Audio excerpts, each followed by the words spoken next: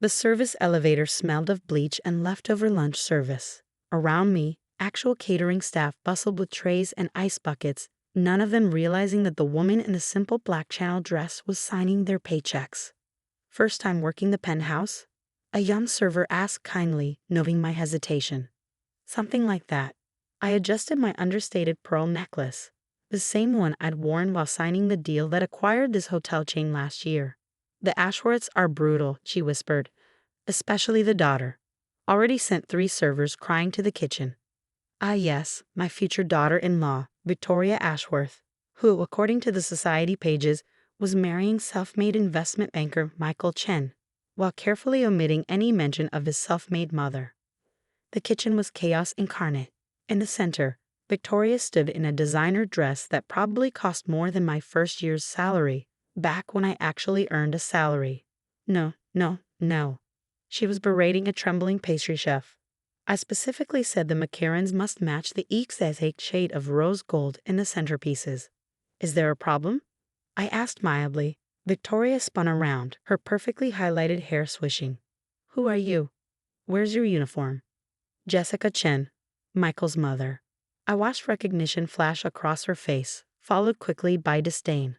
"Oh yes, Michael mentioned you might come early to help." She looked me up and down. "The staff entrance was supposed to direct you to the kitchen." "They did an excellent job," I said, enjoying her confusion at my lack of embarrassment. Though I admit, I expected to be greeting guests with my son. Victoria's mother, Margaret Ashworth, chose that moment to sweep in. I recognized her from the society magazines she so frequently graced, usually while announcing another donation from her husband's family fortune. "Vicky, darling, the guests are arriving, and oh," her smile could have frozen champagne, "you must be Michael's mother." The pause was deliberate, designed to wound. 15 years ago, it might have. Now it just amused me. "Mrs. Ashworth," I nodded. "Lovely venue. The recent renovations really brought out the original architecture." "Yes, well," she waved dismissively. "The new owners spared no expense, though I preferred the previous management. They understood our standards." I bit back a smile, remembering the previous owner's desperate pitch to keep the property. They hadn't understood that Jessica Chen, the quiet Asian woman in their boardroom, wasn't just another investor. "Mother," Victoria cut in, "shouldn't we discuss the seating? Given the situation." "Of course, darling." Margaret's smile turned saccharine. "Mrs. Chen, we've arranged a lovely spot for you in the private dining room, with the staff, so you'll be more comfortable." How thoughtful. I checked my watch, a subtle Patek Philippe that cost more than their entire event. Though I should mention, "Mom." Michael's voice carried across the kitchen. My son, handsome in his tailored suit, looked like the investment banker he was, the one whose startup capital had mysteriously appeared in his account on his 21st birthday. "Michael, darling," Victoria rushed to him. "I was just helping your mother find her place." My son's face darkened. "In the kitchen?" "Vic, we talked about this." "It's fine," I said softly. "I'm quite comfortable here." Margaret Ashworth sniffed. "Yes, well, given your background, we thought you'd prefer something less formal." Michael stepped forward, but I caught his eye. The slight shake of my head was enough. He recognized my boardroom face, the one that had preceded the fall of dozens of presumptuous CEOs. "Perhaps," I said, "we should focus on the party. The guests must be arriving." Right on cue, the elevator dinged. The first wave of Manhattan's elite emerged, all air kisses and subtle power plays. I watched Victoria and Margaret work the room, their practiced charm never quite reaching their eyes. "Mom," Michael murmured, "you don't have to put up with this. One word from you and—" "And what?" I straightened his tie. "Let them know that the help they're so desperate to hide actually owns the building. Where's the fun in that?" He tried not to smile. "You're enjoying this." "Immensely." I patted his cheek.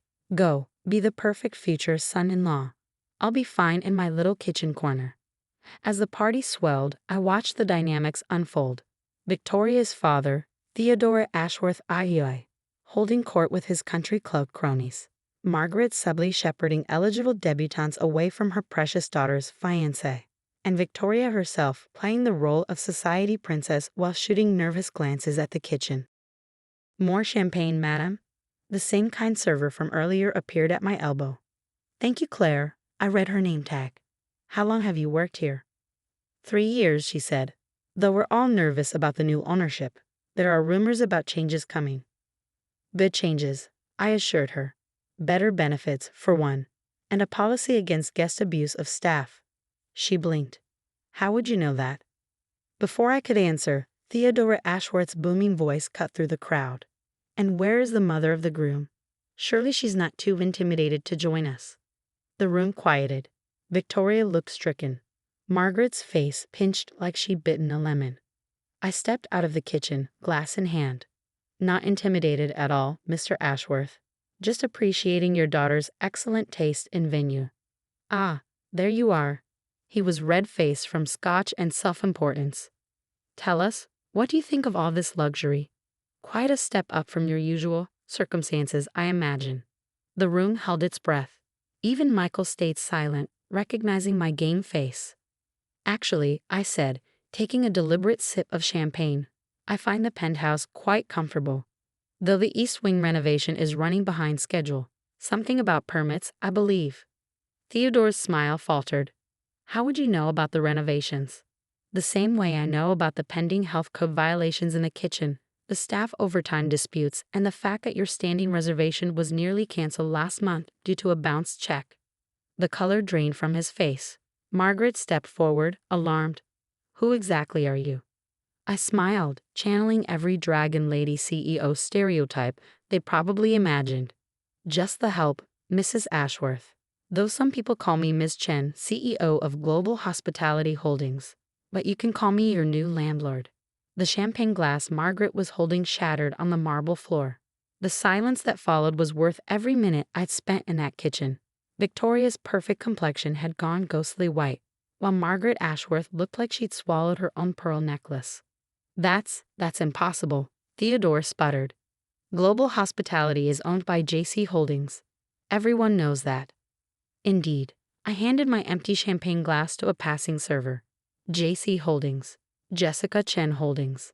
I do enjoy a bit of anonymity. Keeps things interesting. Michael stepped forward, barely concealing his grin. Should I tell them about the other properties we own, Mom? The country club they're members of. The marina where they dock their summer yacht? Michael. Victoria's voice cracked. You knew? All this time? Of course he knew, I said mildly. Though I must say, watching you try to hide his embarrassing mother in the kitchen was quite enlightening. Especially given that your family's membership at the Windsor Club is up for renewal next month. Margaret grabbed her husband's arm. Theodore, do something. Yes, Theodore. I smiled. Do something. Perhaps start with explaining why your last 3 checks to the hotel have bounced. Or shall we discuss the creative accounting you've been using to maintain your lifestyle? The crowd of guests had formed a loose circle, smartphones discreetly recording every moment. Tomorrow's society pages would be interesting reading indeed. Now see here. Theodore drew himself up, defaulting to bluster. You can't just come in here and... Actually, I can. This is my hotel. I turned to Claire, the server who'd been so kind earlier.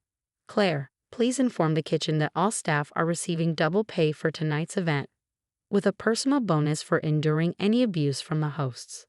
Victoria stepped forward, tears threatening her perfect mascara. Michael, please. I didn't know. You have to believe me. Believe what? Michael's voice was cold. That you would have treated my mother differently if you'd known she was rich. That's actually worse, Vic. Perhaps, I suggested, we should take this discussion somewhere more private, unless you prefer to continue trending on social media. The Ashworths followed me to the private dining room, the same one they planned to hide me in. How deliciously ironic. What do you want? Theodore demanded once the doors closed. Money? Position on the board? I laughed. Mr. Ashworth, I own controlling interest in 3 hotel chains, 2 airlines, and yes, that country club you're so proud of belonging to. What could you possibly offer me? Then why? Margaret's voice shook. Why let us humiliate ourselves? Because you needed to learn a lesson about judgment, about treating people like they're beneath you. I met Victoria's eyes. About thinking wealth equals worth. I love Michael, Victoria whispered. This isn't about money. No, I raised an eyebrow. So you would have probably introduced his immigrant mother to your friends. Seated the cleaning lady who raised him at the main table, posted photos with the woman who worked 3 jobs to put him through school. She looked away, answering my question without words. The irony, Michael said quietly, is that Mom hasn't cleaned houses in 20 years. But if she had, I'd still be proud to be her son. She taught me that real class has nothing to do with money and everything to do with how you treat people. Theodore collapsed into a chair, his face ashen. The membership renewals, the hotel accounts, will be reviewed, I finished, along with every interaction your family has had with my staff. I take employee welfare very seriously, Mr. Ashworth. We can explain, Margaret began. I'm sure you can. You can explain why you bounce checks while spending thousands on designer clothes, why you abuse service workers while pretending to be philanthropists. I checked my watch. You have 2 choices. Either I announce the termination of your memberships and privileges at all my properties, very publicly, right now. Or, Victoria whispered, or you spend the next year proving you can change. Starting with tonight, go back out there and personally apologize to every staff member you've mistreated. Set up a foundation, with your own money, not mine, to support service industry workers' education. Show me you learned something tonight besides the fact that you underestimated the wrong woman. Michael stepped forward. And my engagement. I watched Victoria's face crumple. For the first time, I saw something real crack through her perfect facade. That, I said softly, is between you and the woman who thought your mother wasn't good enough to sit with her guests. Victoria surprised him then. She straightened her spine, wiped her eyes, and turned to Michael. I don't deserve you. Either of you. But if you let me, I'd like to try to earn your respect. Starting with helping in that kitchen I was so ashamed of. Margaret gasped. Victoria? No, Mother. Victoria's voice strengthened. We've been wrong. So wrong. And I want to make it right. I studied her face, seeing perhaps the first genuine expression she'd worn all night. Well then, shall we return to the party? I believe you have some apologies to make.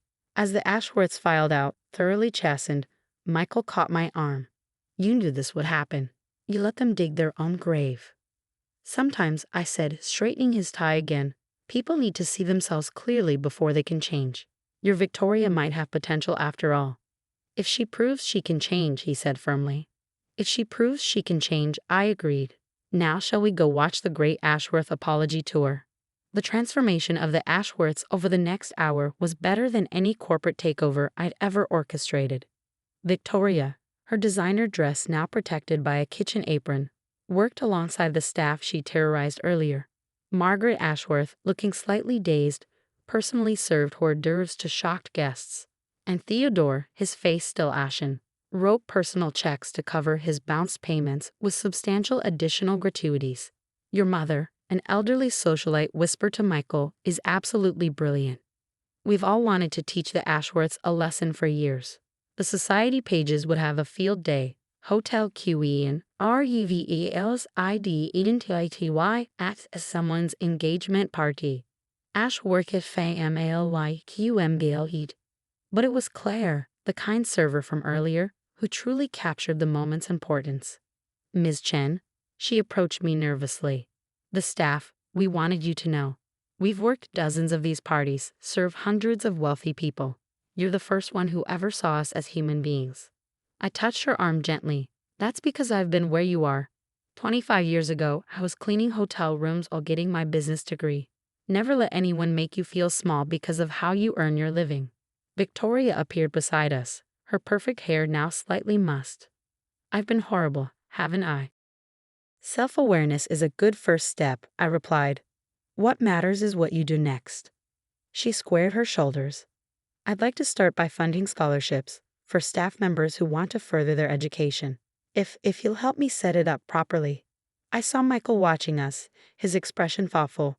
Perhaps his instincts about her weren't entirely wrong. First, I said, you'll spend 1 month working in this hotel. Not playing at being staff for an hour, but really working. Early mornings, late nights, difficult guests. Then we'll talk about scholarships. To her credit, she didn't hesitate. When do I start? Tomorrow. 5 a.m. Wear comfortable shoes. As Victoria hurried off to tell her shell-shocked parents about her new job, Michael joined me. You're going to make her work as hotel staff. I'm going to give her the education she desperately needs. I watched Margaret Ashworth awkwardly refill water glasses. Sometimes the best way to learn empathy is to walk in someone else's shoes. And her parents? Will have their own lessons to learn. I smiled, starting with a complete audit of their financial dealings with my properties. Bounce checks are just the beginning, I suspect. The party wound down, the guests departing with juicy gossip to spread across Manhattan's elite circles. Victoria had traded her designer heels for sensible flats borrowed from the kitchen staff, her perfectly manicured hands now slightly disheveled from actual work. Ms. Chen, she approached us. I know I don't deserve another chance, but I promise you, I'm going to earn my place in your family, not because of your money or position, but because your son deserves someone who understands what really matters. I studied her face, seeing genuine determination beneath the smeared makeup. You know, Victoria, 25 years ago, another society family looked down on me, said I wasn't good enough for their world. What happened to them? I bought their company, renamed it, and turned it into the foundation of my empire. I smiled, but more importantly, I never became them. Remember that during your month of training. As we left the hotel, Michael asked quietly, "Did you plan this all along?" Letting them think you were the help. Sometimes the best way to know someone's true character is to let them think they have the upper hand. I patted his cheek. Your Victoria might surprise us all. She's the first Ashworth to ever offer to actually work. And if she fails, then she fails. But at least she'll fail trying to be better. I looked back at the hotel, remembering the young woman who'd once cleaned these rooms while dreaming of owning them. You know, son, sometimes the best revenge isn't showing people how powerful you are. It's teaching them why they were wrong to abuse that power in the first place. Michael hugged me tightly. You're amazing, Mom. Thank you for letting me learn this lesson along with them. That's what mothers do, I said simply. We clean up messes, teach hard lessons, and occasionally buy a hotel chain or two. Now, shall we get dinner? I know a lovely little place. I just bought it last week.